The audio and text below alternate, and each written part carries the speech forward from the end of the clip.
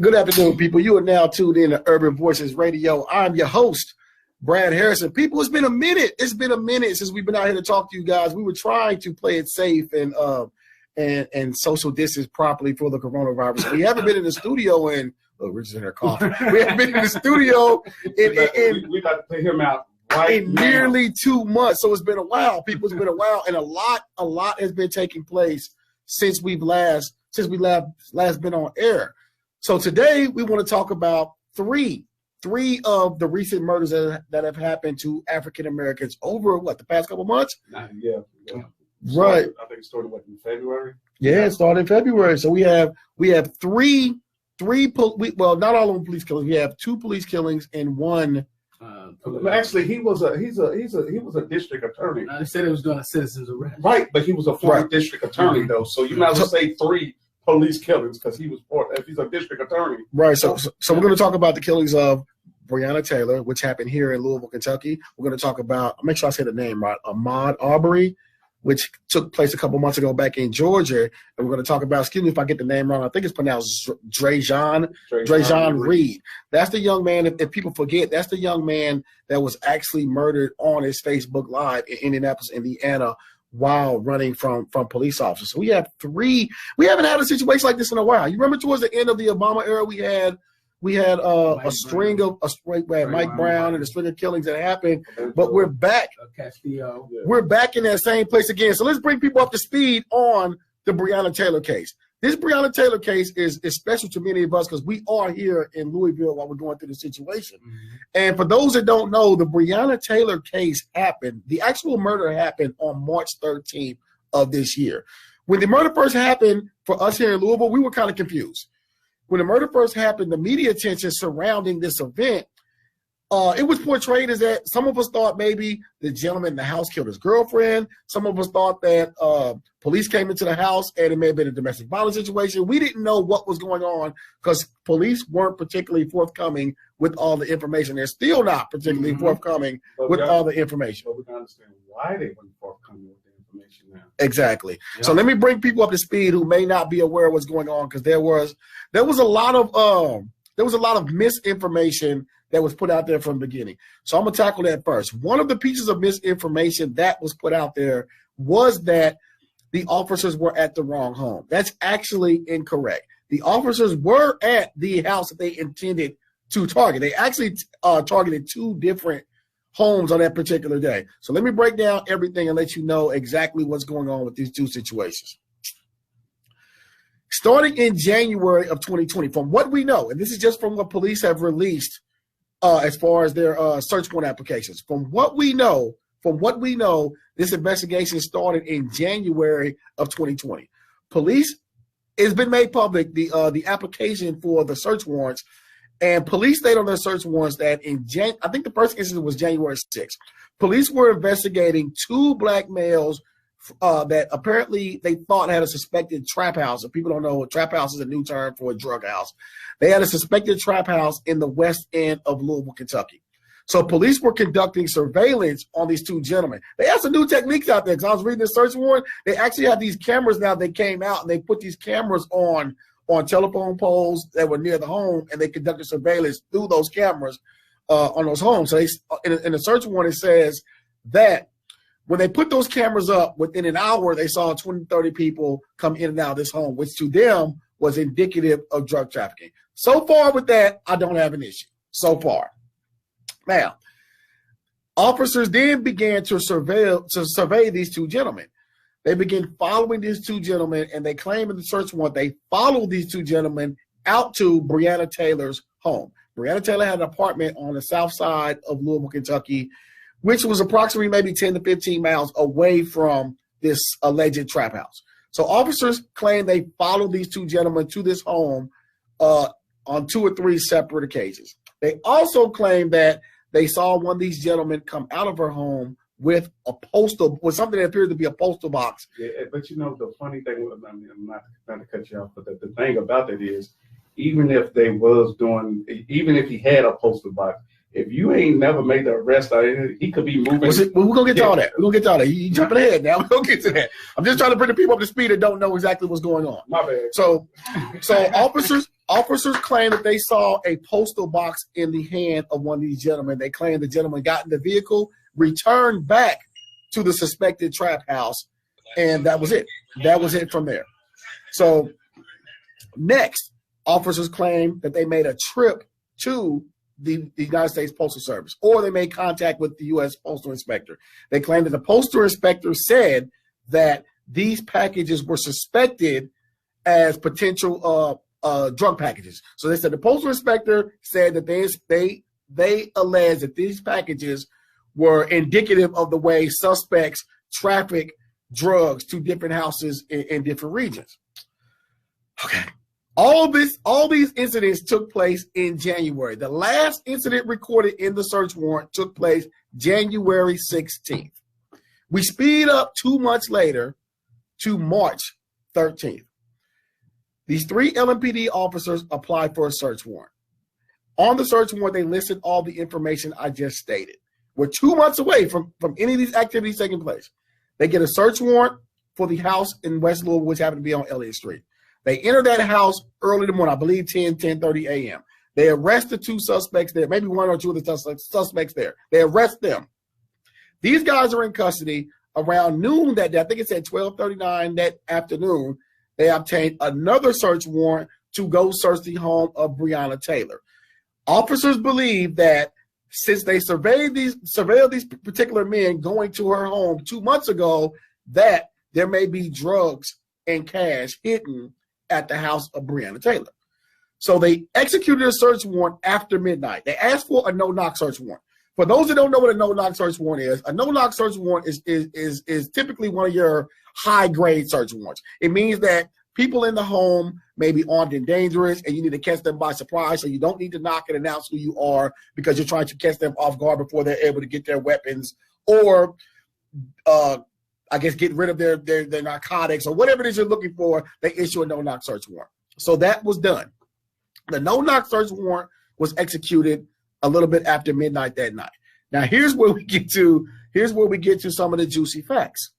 When I first read this application for search warrant, it set off all types of red flags in my brain. The red flags were everything I saw on this search warrant were based 100% on speculation. What I mean by speculation is that officers followed these 2 gentlemen to this woman's home back in January. At this point, there was never actually any evidence that these 2 gentlemen were selling drugs at the time. Mm-hmm. When they followed them to Breonna Taylor's home, there was no evidence that she was participating in any drug activity or knew that the suspects were participating in drug activity. To get a search warrant, often it takes a confidential informant to make a purchase or a buy out of a particular home, a narcotics officer to see drugs being transported in and out of a home, or for an informant that has a high level of credibility to state that they witnessed drugs in this particular home. None of that was done in the Breonna Taylor case. Mm-hmm. To further it, officers stated that they saw a gentleman walk out with a package. What does that mean? We all order from Amazon. We all order from Foot Locker. We all order from online services. If these officers suspected this package of containing narcotics, what they typically do is they reach out to the U.S. Postal Inspector. They have the package scanned prior to being delivered. If it tests positive for narcotics or a drug hits on it for narcotics, they usually open it up, or they may not open it up. They may go ahead and make the delivery. When the delivery is made, they run into the home that the delivery was made in. Or if a guy pulled off in his vehicle, they pull the vehicle over and confirm that narcotics was in the package. This was never done. No. How can you speculate that a package contains narcotics just based on, he claimed his intelligence. In my experience of narcotics investigations, drug suspects often ship things through the mail. You need more than that. So this search warrant should have never been signed in the first place. That's the first thing. This search warrant should have never been signed in the first place. Now we get to what I've discovered throughout my investigations. I've talked to several family members of Breonna Taylor. Mm-hmm. I've talked to friends of Breonna Taylor. Apparently, Breonna Taylor and Kenneth Walker. Kenneth Walker is her boyfriend that was in the home at the time the search warrant was executed. Let me go back because I didn't finish that point. When officers entered Breonna Taylor's apartment after midnight, officers used a battering ram, hit the door, and blew the door open. Breonna and her boyfriend, Kenneth Walker, were in the home. They were apparently asleep or in the bed. They were in the home. Kenneth Walker, the boyfriend, doesn't have a criminal history. Breonna Taylor doesn't have a criminal history. Kenneth Walker has a concealed carry weapons license, meaning he's licensed to carry a firearm. That's not necessary here in the state of Kentucky, but he does have one. Yeah. He also is an employee of the Postal Service. Officers enter the home.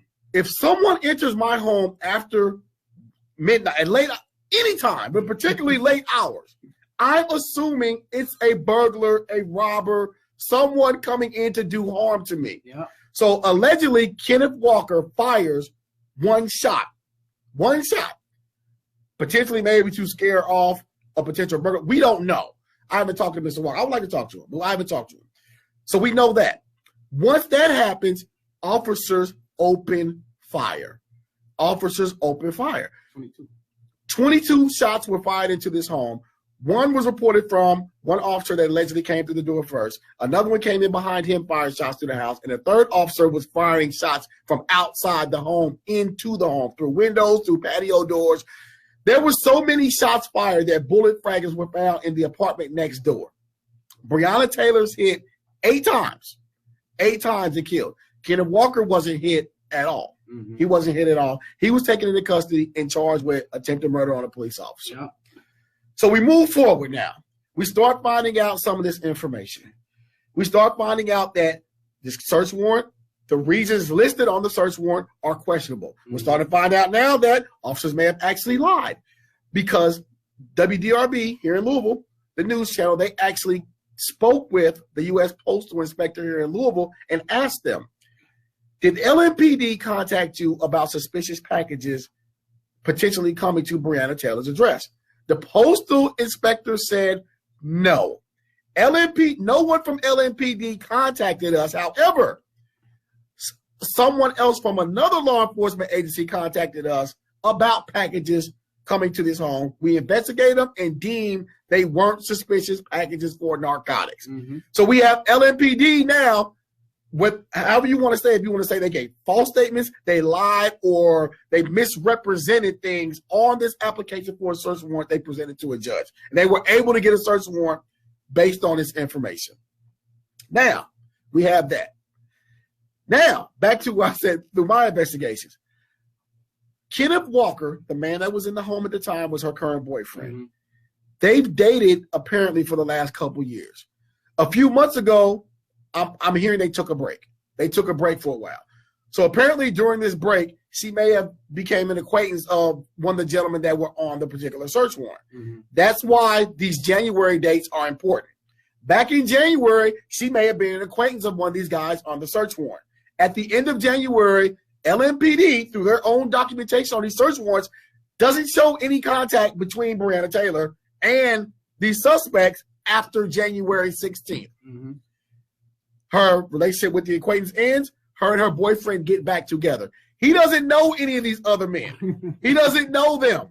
People have speculated they know each other because he happens to have the same last name as one of the suspects. Yeah. Walker's a pretty common name, like Jones, like Smith, like names of those sorts. He doesn't know these particular gentlemen, right? So here you have. We don't know the situation. I don't want to speculate, but we don't know the situation. We know that at one particular point she may have been associating with one of these guys. We don't know if she knew what he was up to or if he was not up to. That may be the reason why the relationship maybe even ended. But she's with her new boyfriend now. That's what makes it important. That is it legitimate for officers to conduct surveillance 2 months prior, then issue a search warrant and come in based on 2-month-old evidence. Yeah. Now, we know this is an apartment, right? Sometimes people move. What if this was an entirely new family that was living in this particular home? Yeah. So we have that. We have that angle from it, right? Now we have additional information from the attorneys of Kenneth Walker. They are suspecting that the shot that hit the officer actually came from one of the officers in an act of friendly fire. So they're alleging that they're They're alleging that when these officers came in or shot from outside or shot at all this rapid succession, that one of these bullets hit the officer. Now, why is this important? Because on the arrest affidavit, the officer stated that we knocked on the home several times, which is totally contradictory to a no-knock search warrant. Mm-hmm. Why would you have a no-knock search warrant then write on the arresting affidavit that we knocked several times and didn't get an answer before we came in? Makes no sense to me, right? So they come in. They state that once they come through the door, they are met with gunfire from a suspect, and they killed the suspect that opened fire on them. Well, we know that's not true because Breonna Taylor was shot and she didn't fire a shot, period. Not only that, as far as the rules of engagement, when you enter the home, if why this is the police, put your hands up, drop the weapon, different commands to inform the residents that you are police. Right. Now, I can see if you said no knock search warrant, right? Right. So after you already knocked down the door, you didn't knock. So you still should identify yourself as police. You get what I'm saying? Right. Then the rules of engagement, you give a command, drop the gun, or we will, you know what I'm saying? Something that indicates that you are a policeman. Yeah. Right. So we also have witnesses that live in the apartment complex, next door neighbors that say that they never heard officers announce themselves as police officers. I'm not saying that they didn't happen, but we have people there that say they never heard that happen, right? So now we get into some more evidence. We have contradicting statements on the arrest report. We have contradicting statements on the search warrant affidavit. We have a gentleman living in the home that doesn't know the gentlemen that were under surveillance. Already arrested. And they're already arrested. Now we get to another point. These same officers arrested the two suspects 8 to 10 hours earlier, right? So if those are your armed and dangerous suspects, why was there a need to get a no-knock search warrant to go search a home that you thought may have had drugs and weapons in it, right? And then what's absolutely insane is that if you're asking for a no-knock search warrant, meaning the highest level search warrant, why are only 3 officers going to execute this search warrant? Exactly. No SWAT was called. No backup was called. This was 3 LMPD officers that went to this home to execute a no-knock search warrant on an address that they deem may have been dangerous. And part of the special unit that doesn't have to use cameras. Exactly. Let's not forget that. Another issue. They are part of the elite unit that works, and they have these units in a lot of different cities now. So with a lot of crime and a lot of drugs going on in these cities, different police departments have developed these particular units, and these units work with federal investigators. No, I have the name of the actual unit. I give you the name of it. It starts with an I. Right. So they have this unit. I never heard of it until this particular case. But they have these units, and what these units do is they're a multi-agency unit. So you may have a unit that's full of street officers, and they have relationships with federal agents, ATF, FBI, and the goal is to remove some of your violent criminals off of the street. And you gotta have a federal. Let's say you gotta have somebody from the FBI at the scene for it to be a federal crime. So the name of this unit is collaboration. The name of this unit is the Criminal Interdiction Unit. Yeah. And if you look on LMPD's website, it has all the information about this unit, but I'll give it to you. It says it is the mission of the Criminal Interdiction Division Major Case Squad to investigate violent street gangs, armed career criminals, as well as criminal enterprises involving gang members, while collectively working with federal partners, including the Federal Bureau of Investigation, the Bureau of Alcohol, Tobacco, and Firearms and Explosives, the DEA, and Internal Revenue Services, while developing intelligence which will ultimately lead to successful prosecutions at a state or federal level. So they're part of this. These 3 officers were part of this unit. So there is no reason why there shouldn't have been additional officers at the scene. Why wasn't anybody from the FBI there? Why wasn't anybody from the ATF there? If y'all part of this unit that does this intentionally, then why is just all LMPD officers? Right. So and my other thing, what I said about it is, if they didn't have a positive ID that these men was on the scene, why execute the search warrant in the first place when you already done locked up the search? Well, see, in the search warrant, they stated that, and this does happen. Now, I have to be fair all the way around the board. They issued the search warrant for Breonna Taylor's place because they believed it was being used as a stash house. Yeah. So they took the gentleman in custody earlier, so they wanted to go to her place to see if any drugs or gas was hidden there. Okay. This is my thing. Go you go at 12:23 in the morning, right? To go after midnight. What about checking out the place and making sure no one leaves? And if they do, you jump on them, right? And then you go and see what's going on. Like what I'm saying is they could have did it 6 in the morning. They could have did it 7 There were multiple ways that this search warrant could have been executed. Yeah. And as we see from Ms. Taylor's lawsuit, and anyone that's on here now, if you go down my timeline, if you just click on my page, I've kind of detailed day by day all the information as it's been available to us. But the actual lawsuit that is filed by the families of Breonna Taylor, it lists all of the information that attorneys deemed that were mistakes made by LMPD, and they officially they label this as a botched raid. Yeah, as a botched raid. Now no knock warrants have been an issue of contestants for a while. I remember first seeing these no knock warrants back in the 90s, and I remember one in Georgia. They issued a no knock search warrant for a lady's grandson, and they actually hit the wrong home and hit the house next door and killed like an 80-year-old woman. There's always been a level of controversy with these no-knock search warrants because essentially officers are entering your home without identifying themselves based on intel that they have, sometimes from confidential informants that may not totally be accurate, or sometimes from, as we see in this case, officers speculating information in the means of obtaining a search warrant. So we have a mess here. Yeah. We have a mess here. Yeah. So my thing is this, where I'm an information giver. I'm not an organizer, so I know a lot of you guys out there are organizers. It's not my specialty. Yeah. I give you information. But someone asked me yesterday, what would I like to see? What I said, Breonna Taylor's family and Kenneth Walker's family needs justice. And someone asked, what does justice look like? Yeah. So I came up with what justice would look like to me. So I added a list. And if you go down my Facebook page, the list is there, but I'll read some of these off to you now. So number one on my list was, at this point, the officers need to be indicted or at least removed from the force.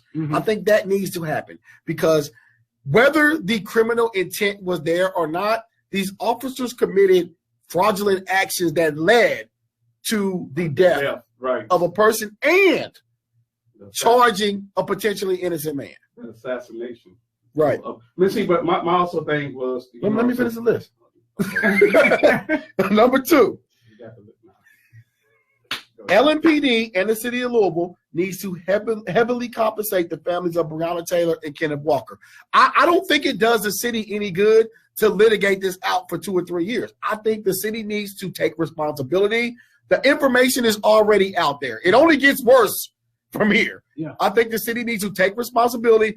Don't waste our tax dollars with a long, drawn-out process of fighting these allegations and come up with some type of handsome settlement for both of these families. Number three, Kenneth Walker needs all of his charges dropped. Yeah. He's currently out now on home incarceration. His bond was originally $250,000. Judge Olu Stevens, shout out to Judge Olu Stevens. Yeah. Within 2 weeks of his arrest, Judge Olu Stevens reduced his bond for $250,000 and released him on home incarceration. I haven't spoke to Mr. Stevens. I don't know why he did this, but I'm assuming that he overlooked some of this information and said something doesn't seem right here. See the FOP, they blasted him in the Courier Journal for doing that. Right. So number four, Louisville Police Chief Conrad. Louisville Police Chief Conrad needs to be fired because obviously he can't effectively oversee his officers. Yeah. I'm not giving this recommendation based on just this case. Exactly. We've seen the Explorer case here. We've seen officers, I can't even think of his name now, pull over the young black gentleman and search his vehicle. We've seen a multitude of times where it seems like LMPD officers are operating roguely. Yeah. And when you have that happening, you have to change leadership. Yep. You have to change leadership. And what he would say is only one officer has been indicted. Doesn't matter because you don't indict your own. Exactly. So we have number six. No-knock search warrants in the city of Louisville need to be reevaluated. There should be a requirement to use SWAT in these situations. We should never see a situation where 3 officers are ever going to a house again to serve a no-knock search warrant. Number 7, there should be a verification that suspects are actually considered to be armed and dangerous before allowing no-knock warrants. Officers shouldn't just be able to say, we need a no-knock search warrant because these people are dangerous. There needs to be a supervisor or someone else that is verified that these people are actually armed and dangerous or considered to be armed and dangerous. And lastly was families and the citizens of Louisville, Kentucky need an apology from LMPD and city officials. And why I say that is because this murder happened on March 13th, right? Yeah. Maybe it's been a week now. I don't even know if it's been a week. 3 or 4 days ago, following the outcry from the Ahmaud Arbery case in Georgia, this case happened to resurface. Yeah. 2 months later, this case resurfaces, and now Mayor Fisher and Chief Conrad want a federal investigation into what happened. You had 2 months. You had 2 months to do this. Yeah. So this tells me, I may be wrong, but what this says to me is that you were going to sweep this under the rug if it didn't get national media attention. Yeah. When this situation happened, there should have been an investigation handled immediately. Immediately. The police officers and the mayor, they work for us. Yeah. They work for us. Our tax dollars pay their salary. As a public, we should be abreast of the information coming out. We should be abreast of investigations. We should not have been misled to think that this man may have killed his girlfriend. Yeah. All of that. Look, let me tell you something. This is not by mistake. LMPD, the mayor's office, all these offices have a communications department. Mm-hmm. They have PR reps. They strategically put out information that they want. There's no misunderstanding when information is put out. They have a team that puts out information. So if they want this information to be clear, this information can be clear. Yeah. All right, so right now that's all I have. We have Richard Whitlock in the studio today, and my man Sean Monk. I'm gonna let Richard talk to you. He's somewhat of an expert on violence. Yeah. So we'll let Richard give you his credentials and let Richard speak as to what he feels needs to happen in this case. What's real interesting, I actually had a meeting with LMPD a couple weeks ago with a special advisor at LMPD, and like you said, they have reporters and all that. And for years, this person that I had an interview with, that's what they was. They was a reporter. Okay. And I thought that was very interesting. And we met talking about the Synergy Project. And the Synergy Project is something that's coming out the mayor's office, part of the equity, inclusion, and diversity that's coming out of the mayor's office. And they was like, hey, can you organize some people in the community to have a meeting where we can sit down and talk about community and police relations. Okay. And, the first thing I told them is there's no reconciliation without dealing with the truth. And what I'm upset about is because of the lack of transparency, the lack of truth originally, right? You spoke of misinformation earlier, but there's also another word called disinformation. Okay. And that's when you put out public information that's not true, false public information to obscure the truth. So that's what came out originally, and I really feel like it's strategic. There's a lot of disinformation when it comes to our community, and people are putting these things out to obscure the truth. And like now, everybody's being reactionary, saying, hey, let's have a public investigation. We care about the truth. Why you didn't care about the truth March the day after this happened? You care about the truth now because your parents are calling. Yeah, you care about the truth now. Yeah. And, like people say what they want to about 2X. 2X was on this. He was on this immediately. He was the only person vocal about it. I was both. Not talking about when it first happened. I'm talking about when it first popped off. I was. You was on it. Yeah. Okay, here's what I'm saying. Well, I'm gonna give you your props as well. Not because I went live and I told people, like people saying, hey, where all this outrage coming from in the city that wasn't here originally, right? Local people have been afraid to talk about issues because you'll be reprimanded. Local government's been retaliatory towards me and others for speaking out. And that's why I thought it was interesting that I was part of that a Synergy Project interview, because I said, hey, this project can start with people like me and a whole lot of other people, man. It's like If you really care about what's going on with your people and you really care about what's going on in this community, there's a price to pay. There's a sacrifice that shouldn't be for us being good citizens. You know what I'm saying? It's like we just want what other people already have. And we shouldn't have to fight for something that other people are born with. And that just really disturbs me, like even with these officers. If you really think about this, and most people don't want to say this, but I'll go public and say it. This looks like a robbery. This looks like some officers that were doing something that they didn't want people to really know they was doing. This is what I mean, Brad. The guys that the warrant was for are already arrested, right? Mm-hmm. So you got this warrant 2 months before executing it, right? Who's gonna know? Who's gonna know that you went to a place that had all this money and all these drugs stashed, and you already locked up the guys? And let's put out on the record that when they searched Breonna Taylor's home, no drugs or cash were found. No drugs. Like the national lawyer said that these people were not drug dealers, and it's sad. Like even if it's like saying a drug dealer come over your house and 2 months later, somebody could rush in your house because a drug dealer came over. It's like, come on, man. And there's no evidence linking you to criminal activity. None. Look, and this is the thing. Let me slide over with you, but this is the thing, right? This is the thing that people don't want to acknowledge, that all of us potentially know someone that's involved in criminal activity. Mm-hmm. We may not know they're involved in criminal activity, but we may have a family member, a friend, or someone that's doing something that you don't even know what they're doing, and they may come and visit you. Officers should have more evidence before they just start busting down doors of people based on assumptions. Yeah. And one of my big questions is, if you assume that this package has drugs in it, why you didn't pull over whoever left with the package? Exactly.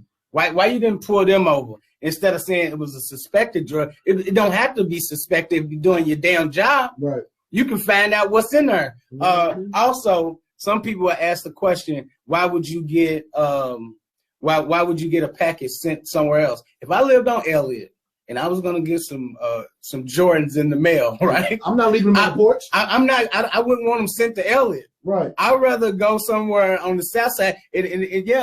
And what you said, based on their intelligence, their level of intelligence, right? You don't live in a bad neighborhood. Or people are not stealing packages after where you live at. Or it can simply be, I don't have a credit card. Yeah. And she ordered them on her credit card to her house. Yeah. And that's my thing. Like, people act like they don't really know what's going on in our communities. And it's like, come on, man. This is what happens when you have these kind of communities. Most people will tell you, hey, man, I wouldn't feel safe with a package being sent to the hood. See, so some people think it, but they're afraid to say it, Brad. Yeah. And guess what, Sean? Same with you, right? I know you probably, wherever you live at, people probably know you and all that. But let's say you move to somewhere that you're not real familiar with. I mean, I get what you're saying. Yeah. And if I felt that I wouldn't be able to receive my package, that package would never make it to Come on, let's be real. You know, we've lived in neighborhoods. We've all lived in neighborhoods at some point in time. We'd be like, we bring the big screen TV in at night. Yeah. You know what I'm saying? Like, let's be real. Also, let's be real. Let's also be real and understand that it's a problem with Blue and how they police Black people. Yeah, exactly. And you know, I mean, and I think, you know what I'm saying, we don't really touch on that it's a problem with the Department of Justice and how they govern Black people. Yeah. Because, you know, systemic racism. It's always a hostile act when it comes to Black people and the way that we govern Black people. Yeah. Now, you know, this death could have been affordable. Yeah. It was affordable. Yeah, this one could have been affordable. Yeah. And, you know, my thing is like, okay, if you receive fire, why not retrieve, call for backup or something like that? But if you in the house shooting, you can have an officer outside of the house shooting. Yeah. To me, that sounds like more of an assassination. Sound like Wild West, right? Yeah. You know what I'm saying? In other words, instead of police versus criminals, it sounded like it was a gang war or something like that. Now that was a perfect segue to get into our next thing. So we can talk about Breonna Taylor all day long, but we have 15 minutes left. We have to segue into our next conversation, and it is excuse me, it is Mr. Ahmaud Arbery in Georgia, which is kind of the catalyst that brings all this together. Because without that case being caught on camera, we potentially wouldn't be talking about these other cases that have happened. So when we look at the situation of Ahmaud Arbery, you have a young man that was originally listed as a jogger, a man that was listed as a jogger and was killed by two men in the neighborhood for, at the time, we didn't know what reason. So now more information is coming out. What happens in all these cases? Once a black person is murdered, what do we see next? Typically, it's like there must be a playbook somewhere because it comes out as character assassination. Character assassination comes next, right? So we've seen people say, we've seen these videos of him going in a home that was under construction, and people were alleging then that he was burglarizing the place, or he was stealing something. I'm saying like, hey, I've done that myself. On several occasions, I've been in subdivisions where building new subdivisions, and it's just, an empty frame. And I walked in and see how big is the bedroom. How people do this all the time. So we had this character assassination. So what happened is in this particular case is that Mr. Arbery entered that particular property. Two people unrelated to the home. They do not own this home that's under construction. They assumed, and this is why I get into how police relations or white and black relations are in certain areas. They assume because he was a black person going in there, he was up to no good. Yeah. They called 911. They said there's the guy out here. We think he may have a weapon. He's put his hand in his pants. He's trespassing. The 911 officer says, well, what did he do wrong? He was in the wrong neighborhood. That's what he did. Then this is so similar to the Trayvon Martin case because we hear him on the phone say, he's running, and they start chasing him. Then some other guy catches up with the video. We see the two struggling, I guess, over a shotgun. We hear a shot, pow. He's shot in the chest, and he has 11, I think, buckshot pellets in his chest, and he dies. Now more information is coming out. I posted a video on my page today where there's cameras set up in this particular construction site. So it's a home. For those that don't know, it's a home being built in a community, and it's open. There's no door on it. It's open. There's 2x4s in there. There's really nothing to steal unless you're a lumber thief, but there's really nothing to steal. So the video released today showed dozens of, they said they had video of dozens of people going in and out of this property looking around. Some were kids. Some was an elderly white couple. This is something that happens all the time. None of these other white suspects were deemed to be criminal or committing a criminal act until this black guy comes in. Now, they showed another video from back in December, which is 2 months prior to this happening, of a guy that they say looks like him that was in there then, right? So they contacted the owner of the property. The owner says, I never called the police. I don't even think he was potentially even doing anything wrong in there. This guy's been described as a jogger from the community, right? So when you see the video in December, he comes out, looks like he's tired or maybe sweating, then he takes off like he's jogging again. The owner says that he may have came in there for water. He's like, I have a water source in the front and back. This may be his normal thing of running up and down the street or running through the community, and I know there's water in the back of his home, and go over here and get some water. So these two father and son took it upon themselves, just like George Zimmerman, to assume that he was up to no good, and it ended in an assassination of this man's life. Yeah, now I was reading some of the information also about the case, and they said that the officers wanted to arrest the two from the beginning, but the district attorney, the DA, told him not to. Right. But she did recuse herself from the case also, which is very strange. Did she do that initially or now? Now, but she haven't made a comment. But the father of the two, he is a former district attorney. So you're saying the father of one of the two men accused of the murder, right? He's a former district attorney. Yes. So there's law enforcement ties, is what you're saying. Yeah. Yes. Same like with Zimmerman. Okay. So the same thing about it. It has to be something done to these citizens who take the law in their own hand, trying to arrest people. Period. Because as you see, it has been a death twice of a black man in these situations. I'll tell you what I feel bad about. I feel bad about finding a jury in that town in Georgia, in a rural area. There may need to change the venue to be done. Now I'm saying if it's not changed to Atlanta, right, then it's not gonna. It's gonna be the same thing. Yeah. You know what I mean? It's like that. That's what people don't like. Atlanta to Georgia is like Louisville to Kentucky. Exactly. Once you leave the city, you're in hillbilly heaven. It's crazy because, not only these people lose their lives, right? Basically, they lost them for being black. Yeah. Being black in the United States, that young man was running, right? What are you going to be able to steal and run afterwards, man? Like, with shorts on. But where did he put the items that he stole? It's like, here's what I'm saying. If you're a young black man and you're running in America, you're assumed to be a criminal or running from a crime. Boom. I'm talking about it should make us angry. It makes me outraged. It should make us upset. But that's how fragile our lives are in this country, man. Right. Our lives are so fragile that if we're doing something that a normal white person is doing, it's not criminalized. If you're young and black and you running, that is a criminal act in America. Yeah. I mean, and that's why it's something that needs to be done from the top down. So what do we do? I mean, we got to go to the Justice Department. I mean, because, as you see, the system is wrong. The system got it wrong.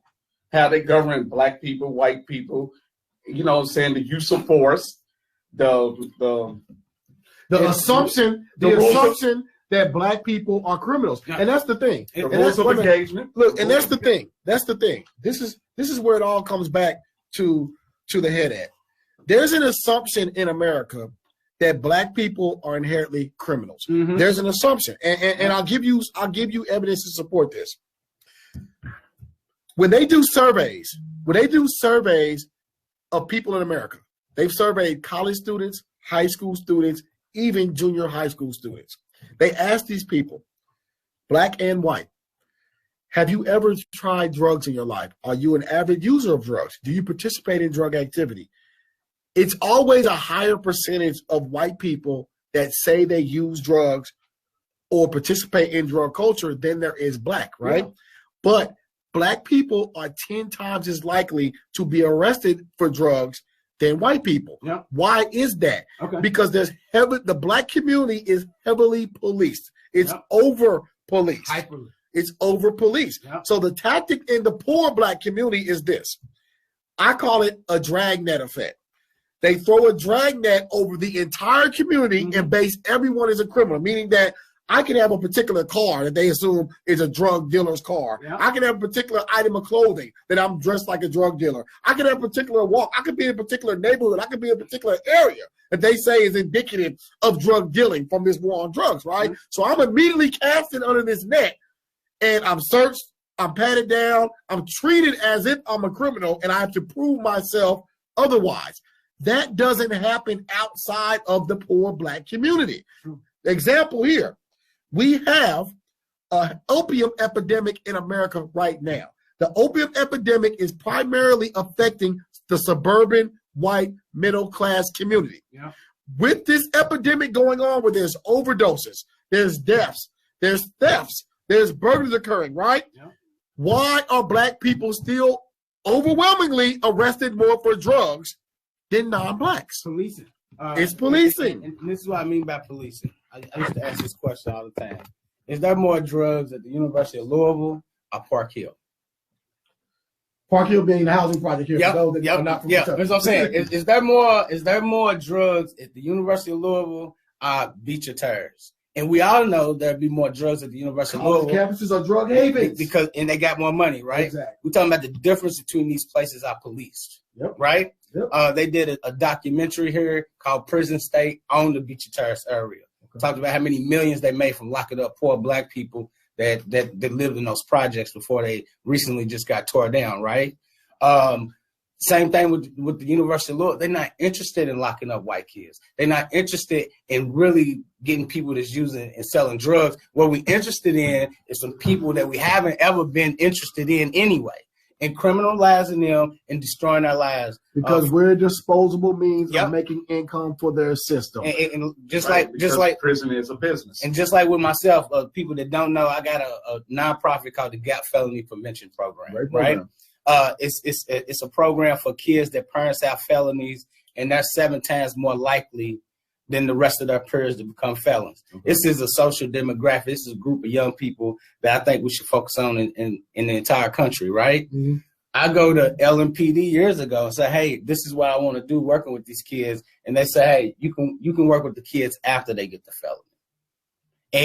And what I learned then is Pookie's felonies is tuition for their melodies.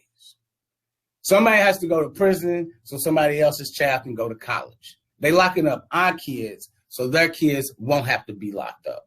I'll be in that situation. And they're making a conscious decision to choose us instead of them, when the truth is we should be choosing the right thing. That should be an option. And it's like this country, we don't know what a zero-sum game is. A zero-sum game is when white people don't lose and when black people don't lose, and we both can win. And we haven't been able to structure a conversation, policing, even the criminal justice system. It hasn't been structured in a way where we're actually making a more perfect union. We just got the union that we have, and the union that we have now is that black people's lives don't matter. And what angers me most about this, we had to move on to the next situation, but what angers me most about this is that as a black community, we are the community that is being targeted most by police departments across America. Yeah. We've been the community that's been abused most by this country. We are the community that suffers at the hand of law enforcement more than any other community, right? But we're always asked to extend our hand to try to bridge the gap. As we see in this particular Breonna Taylor situation, they're committing crimes, they're lying, they're targeting certain people. Yeah. But we're asked to, well, there's crime in the black community because people won't speak up. Well, this is the issue. A lot of people in the black community feel this way. They feel like, man, we don't want a criminal next door. We don't want the drug dealer next door. We don't want the gangbanger next door. But if we turn this person in, they won't get a fair trial. If we turn these people in, they will be over prosecuted in comparison to someone white with a similar crime. Yeah. So people now look at the justice system as their enemy. Yeah. So now black people are stuck with a dilemma that now we don't want these people in our community, but man, we don't want y'all to, when we call the police, y'all might kill them. Yeah. You know what I mean? So and that's the biggest thing though, is that, you know, what boils down to it is that we can't trust the police just as well as we can't trust the criminals next door. You know what I'm saying? Because chances are it's what really disturbs me, Brad. People talk about mass incarceration without talking about policing. Right. Like all these people were massively incarcerated. Just magically, right? It's like, no, before they were incarcerated, they had to be arrested. They had to be policed. Right. So, you know, to me, you know, with the mass incarceration, they're hand in hand. The step A is policing. Right. When it comes to criminal justice reform, it starts with policing. And here's another thing. Let's say y'all hyperly policing us. Let's say y'all overly policing us, right? Mm-hmm. And the murder rate was down. We'll say, okay, people ain't killing each other, so we're gonna take this harassment, right? We're gonna take this discrimination. But when we got record levels of murders and we getting these kind of harassments, right? What in the hell are y'all doing as police? That's the thing. We're overly policing crime is still spiking. We need a new we need a new chief. The FOP, the fraternal, the local FOP here wants a new police. If you talk to Metro Council members, they've been wanting a new police chief for a while as well. Right. And I hope here's what I'm saying. Well, we got to move on. We have a couple minutes left. Okay. We can talk about this forever. We'll move on after the show, right? But we get into the last case, and that is Drejon Reed out of Indianapolis, Indiana. A couple of weeks ago, it's not getting much attention anymore. A couple of weeks ago, Drejon Reed was on his Facebook Live, and it happened to come across my feed. He was on Facebook Live, and he was running from law enforcement. I don't know for what, but he was in his vehicle originally, and he had the camera facing him, and he thought it was a game. He was joking, and he's laughing and playing. They got to come and get me, and he's letting people know I'm on 62nd and Michigan Road. And he, at one point, he exits the vehicle. He has a camera face fronting, and he's running down the street, and he's laughing, and he's, I got away from Next thing we hear, bloop, bloop, bloop, bloop, bloop, bloop, and he drops. And I'm watching it like, did they just shoot him? Did they just shoot him on camera? They did, right? Then the phone falls, and we hear an officer say, going to be a closed caption on this, homie. So that officer, I like to report this morning, I read an article, that officer has been suspended for making that remark. It should have been fired. Should have been fired, but he's been suspended for making that remark. But Indianapolis police officers are now saying that he had a weapon and he fired at them, and that's why they fired back. We watched this man on Facebook Live running and laughing and then drop. So these are the cases that are going on in our community, people. I hate that we have to get out of here. It's 2:00. We have to wrap this thing up. I hope some of the information you received today was informative. I hope we dispelled some of the rumors and some of the non-truths. We'll be back next week, 1 p.m., Urban Voices Radio, Power 106 FM. Follow me on Facebook. You can follow Richard Whitlock on Facebook, and you can follow Sean Mucker on Facebook as well. And people, for now, we're out of here.